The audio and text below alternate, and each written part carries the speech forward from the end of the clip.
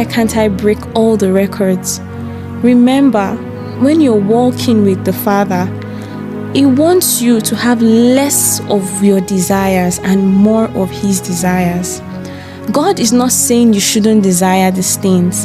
It's not a sin to want to win. It's not a sin to desire to win.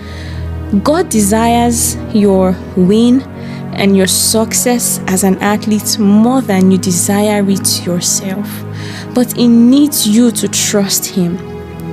Another story, the story of Daniel. The king made a decree that no one should, worship any other god. But what happened? No one should pray to any other god. But Daniel kept on praying to God the Father. He kept on praying to our Heavenly Father today. He kept on praying and he was caught. And at the end of the day, what happened? They said they decided to throw Daniel into the lion's den. But God shut the mouth of the lions. And the lions did not devour Daniel.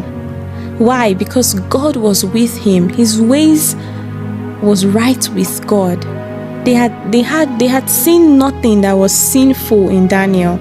They had seen nothing that was displeasing to God. God was still glorified at the end of the day. The king said no one else should worship any other god besides the God of Daniel.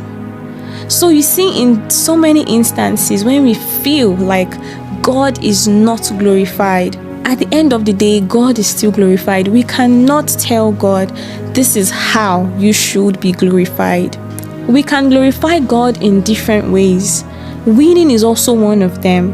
It doesn't mean that that's the only way God can be glorified. God can also be glorified when you lose.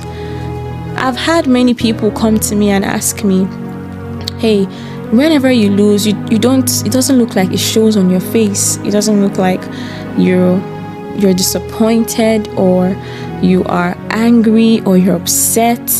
That doesn't mean I don't have such feelings, but I take all of these feelings to God, and God has made me understand that His ways are not my ways. His thoughts are not my thoughts. His thoughts are higher than my thoughts. His ways are higher than my ways. It doesn't mean we shouldn't want to be successful. It doesn't mean we shouldn't desire these great things. But